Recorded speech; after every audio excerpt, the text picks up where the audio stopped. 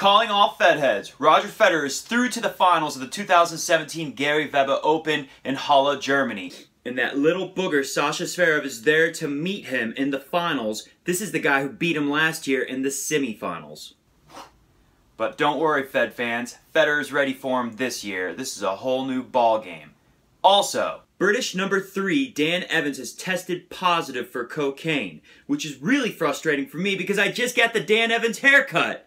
I guess next time I'll just tell the barber to make me look like one of his beautiful French girls.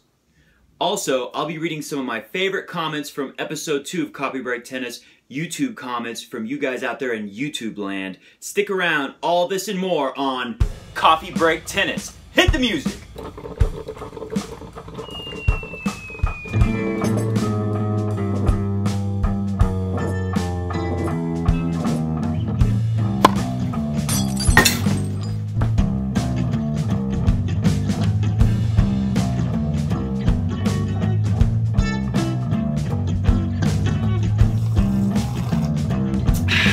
That's good.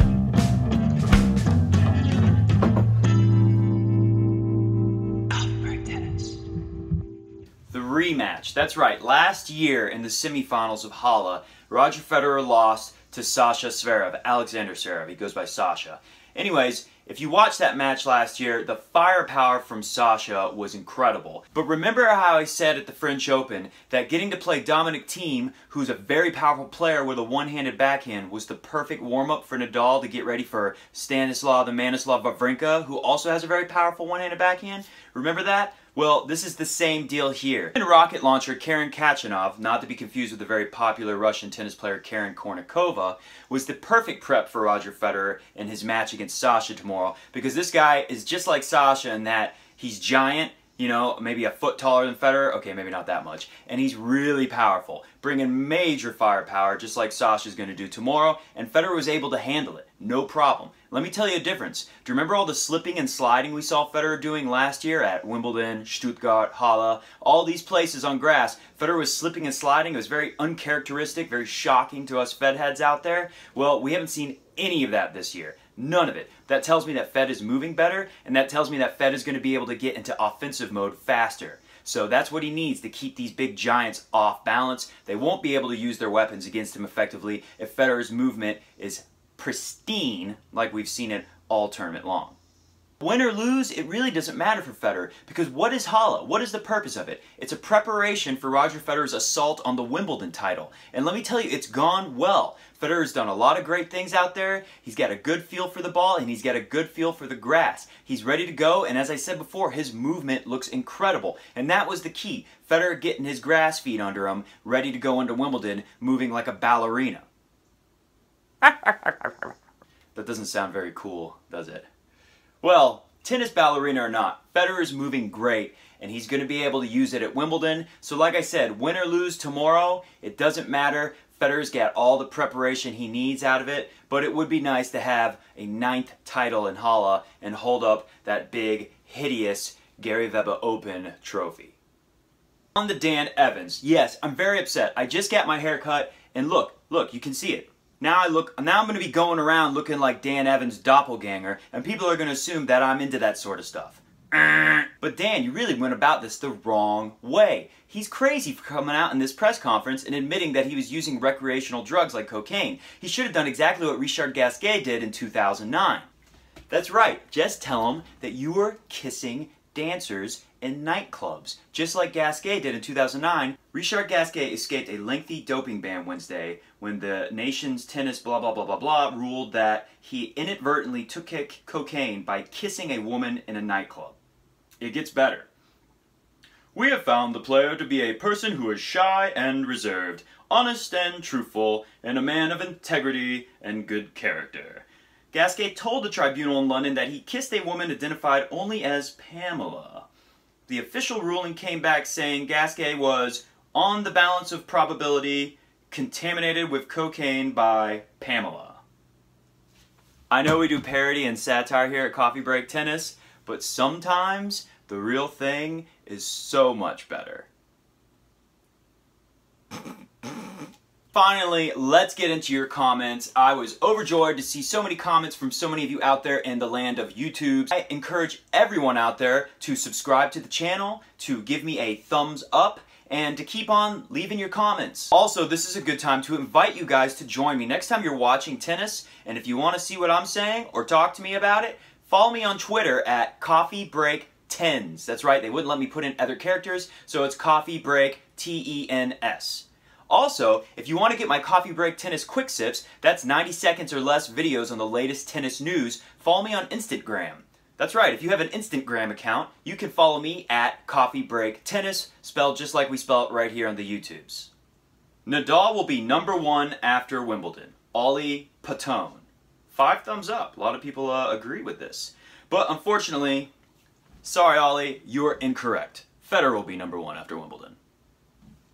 Just subscribed. I love this Coffee Break Tennis. Really refreshing breakdown on current tennis, (parentheses). I don't know why he improperly used the colon and parentheses there. General Keto. Keto, thank you so much for watching and commenting and subscribing to Coffee Break Tennis. I hope everyone out there leaves a nice comment like you did and subscribes just as you did, and we thank you from the bottom of our hearts and fed heads here at Coffee Break Tennis.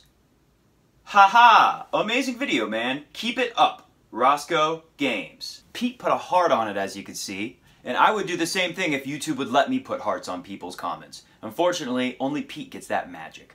And my man Jace, who makes great comments on all my videos and obviously knows his tennis very well, he made a great point here. The thing that can help Rafa is the confidence he's built for the first 6 months. Confidence is huge in tennis, so hopefully he can get through the early rounds, then anything is possible. The worn out grass court is what he wants for his topspin, which is generally what happens by the 2nd week. Great point, Jace. Rafa is in danger when that lush, full green grass is out there on the first days of Wimbledon. And as we've seen in the last 6 years, with Rafa losing in the 2nd round or earlier every year except for one, obviously this has been a problem for him getting out of that first week. It plays so different than it does in the 2nd week. And when it's worn down like that, it's a little bit more like the clay that Rafa loves to play on. Now don't get me wrong, it's not the same thing as playing at Roland Garros. But this is a danger spot for Rafa. He's got to get past that first week, and he's got to hope he doesn't play anyone like some of the giants who have beat him in the past at Wimbledon. Crocker wrote, "Miss those old K-Factor rackets Wilson used to make. Their best line of rackets, a Mo." Not sure what a Mo means, but I think it's awesome that somebody noticed that every video I have a different Roger Federer racket from the past. I wonder if anyone knows which one this is. And finally, my favorite comment of the week. 707 Lady T, who I assume is a huge fan of the Boeing 707. She must be some kind of aviator. 707 Lady T commented, "You should be paid to be Roger's spokesman." I encourage all fans of Coffee Break Tennis to keep pushing that narrative. Matt should be Roger's paid spokesman. Say it every time you come on here. Like, for instance, let's say you're shy and you want to comment because you like the show, but you don't know what to say and you don't know if you want to put yourself out there. Just say that. Just say, "Matt, you should be paid to be Roger's spokesman." Say Roger Federer if you want to get the whole name out there so nobody's confused and knows exactly what you're talking about. That would be good to go. Well, that's about it for us here at Coffee Break Tennis. Thank you for your comments. There was a lot of great comments. I wanted to put more of them up there, but I'm worried I might have already put too many. Don't want to bore people out there with me just reading things all day. Anyways, thank you for the comments. Keep them rolling, subscribe to the channel, and hey, remember, this is a tennis instruction channel, Crunch Time Coaching. If you actually play tennis and don't just only watch it, and you want to get better at it, or you want to get in better shape, because I am the certified fitness guru, that's right, I actually have a certification to train people to be in better physical shape for playing tennis. Crazy thing, imagine that.